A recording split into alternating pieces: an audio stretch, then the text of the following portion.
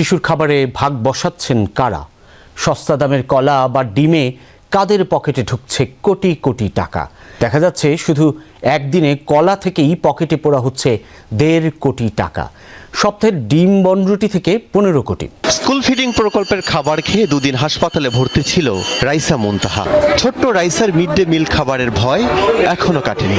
তার ভাষায় ওসব খাবার সব কেমিক্যাল। তার মা জান্নাতুলের প্রশ্ন, সস্তা নিম্নমানের খাবার দিয়ে তার সন্তানের জীবন নিয়ে খেলছেন কারা? 5,500 কোটি টাকার প্রকল্পে শিশুর মুখে দেয়া সম্ভব উন্নত মানের খাবার, তাহলে কেন এমন প্রশ্ন উঠছে? এইখানে একটু ফাঙ্গাস মনে হচ্ছে কেন দেখুন তো, যে এই অংশটা। বিদ্যালয়ের প্রধান শিক্ষক জিয়াউল হক তিনি বলছেন, এই ঘটনা নিয়মিত।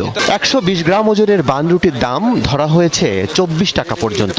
ওজন ঠিক রাখতে ভেজাই রাখা হয়েছে রুটি। আশেপাশের আরো কয়েকটি জেলা ঘুরে দেখতে চাই আমরা। নিয়ম অনুযায়ী ডিম দিতে হবে ন্যূনতম 60 গ্রাম ওজনের। প্রতি পিসের দাম 14 টাকা পর্যন্ত। এই আকারের ডিম মেপে দেখতে চাই আমরা। 43 গ্রাম, 39 গ্রাম। আপনার চোখে সবচেয়ে বড় ডিম যেটা সেটা দেন। ও, এটাও 51। 60 গ্রাম না দিয়ে কম ওজনের ডিম দেয় কি লাভ হচ্ছে সংশ্লিষ্টদের? জানতে পাবনার একটি খামারে যাই আমরা। শুধু কম ওজন আর দামে সস্তা নয়, অভিযোগ আছে ঠিকঠাক সিদ্ধ না করা আর পচা ডিম সরবরাহের। আর কলার বিষয়ে স্কুলগুলোর শিক্ষার্থীরা কি বলছেন? এই 9-6 থেমে নেই নারায়ণগঞ্জের রূপগঞ্জেও, যেখানে খাবার দিচ্ছেন MS সমতা ট্রেডার্স। চুক্তি অনুযায়ী 100 গ্রাম ওজনের প্রতিটি কলার দাম 10.5 টাকা পর্যন্ত।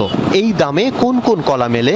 উত্তরাঞ্চলের কলার অন্যতম হাট দুর্গাদহ বাজার। এখানকার কলা যাচ্ছে দেশের অনেক জায়গায়। নওগাঁ থেকে এবার রাজশাহীর গোদাগাড়িতে আমরা।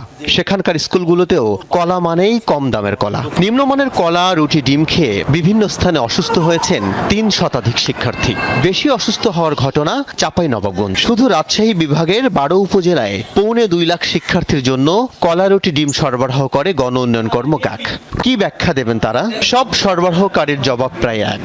কি ব্যবস্থা নিয়েছেন বা নিচ্ছেন প্রকল্প পরিচালক? কিছু ব্যবস্থা নেওয়ার পরেও যখন সমাধান হচ্ছে না, তখন শিশু স্বাস্থ্যের কি হাল?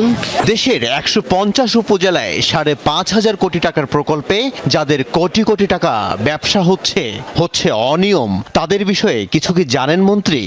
এই শপথ দেশের প্রতিটি নাগরিকের জন্য, কিন্তু সে কথা মনে রাখেনি স্কুল ফিডিং প্রকল্পের সংশ্লিষ্টরা।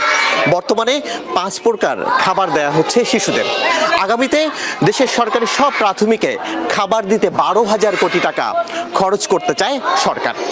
কিন্তু দুর্নীতির লাগাম যদি না টানা যায়, তাহলে ফের বঞ্চিতই থেকে যাবে এইসব কোমলমতি শিক্ষার্থীরা।